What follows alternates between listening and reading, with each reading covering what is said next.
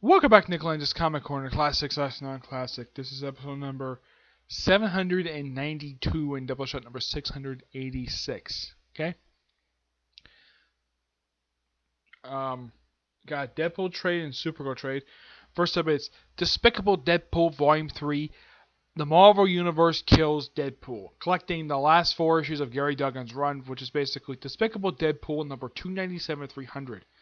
Yeah, this is the end of Gary Duggan's 6-year run. Yes, he was on this book for 6 years. Heck, he was on the book longer than Daniel Way or any other writer. Heck, as he pointed out here, and when he shows up, he wrote more issues than any writer who wrote Deadpool in the past. He wrote more than Caesar. Yep. The artwork for the first 3 issues in here are done by Mike Hobthorne, who also does artwork for issue 300. He does it with Scott Kubelich and Madilo Lowley.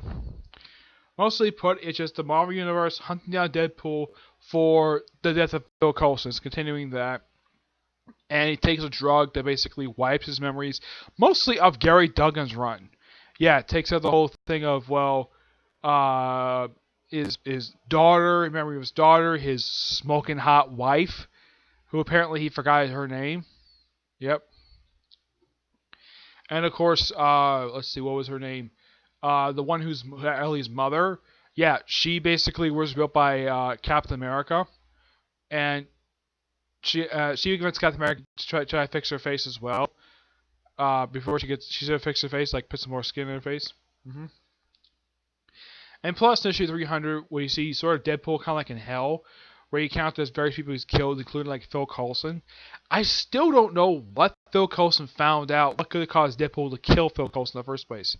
Yes, this is something that's really bothered me since Phil Coulson's death. Like, okay, the reason why Deadpool killed him because evil Steve Rogers told him to. And the reason why he was told to because he found out something he shouldn't have. What it was? No idea. I still have never found out what the heck it was. Did he find out that Steve Rogers was a Hydra agent? We may never know because Gary Duggan never bothered to reveal it before the end of his run. That's one of my biggest problems with his whole run. Like he had a big, like after Phil Coulson died, I'm like, okay, he died because he was Deadpool killed him because he was told to because he found out something. This happened just before Secret Empire. Also, Scott Aston, I think his name is, the guy who's sort of a recurring character throughout the title of Gary Duggan's first past few years. Yeah, when he finds out that Preston and Phil Coulson were killed, he's like, get my shuttle ready, I'm going back to Earth. I gotta go kill Deadpool. Yep. Of course, in another book he shows up in, which is not read by Gary Duggan, read by somebody else, he's going to be a complete jerk. I gotta say, for the finale for Gary Duggan's run, it's really good.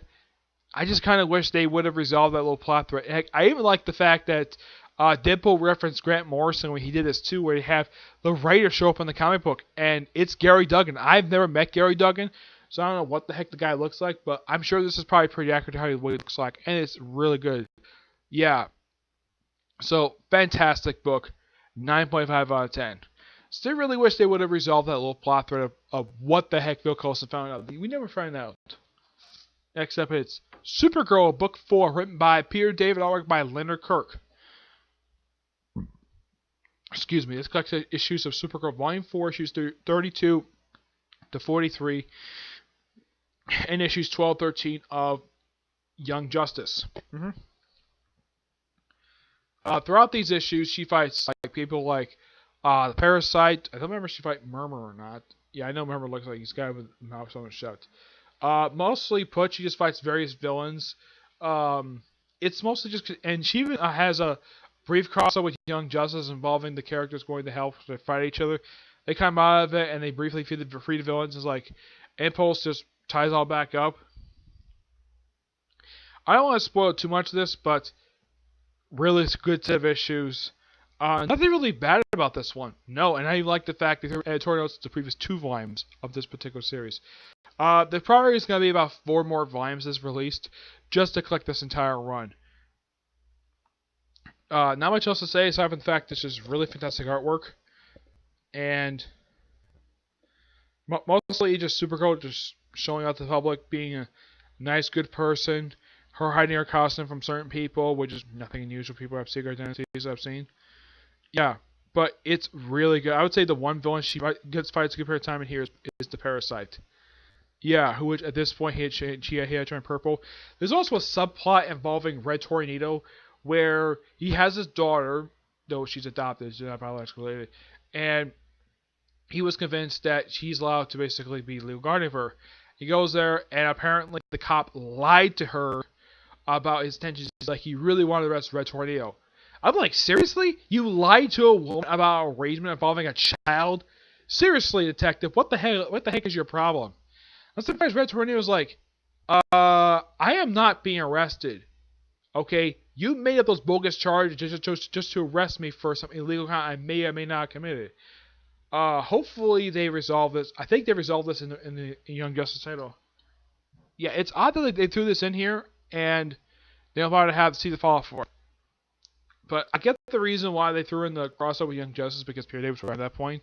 He wrote pretty much almost the entire series except for like the entire 55 issue run except for I think it was about 4 issues. Yeah, he wrote almost every one but a few issues.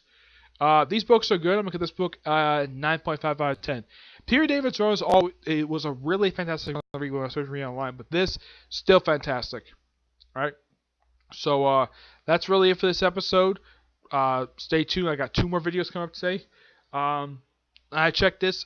There's no new episode of the One Piece anime. Yeah, for some reason, I took a week off. Has done that since, like, early this year, which is weird. So I'm just going to do a review of the newest chapter for the manga for that series and for Attack on Titan. You'll find my thoughts on those chapters later, okay? But see you there. Bye.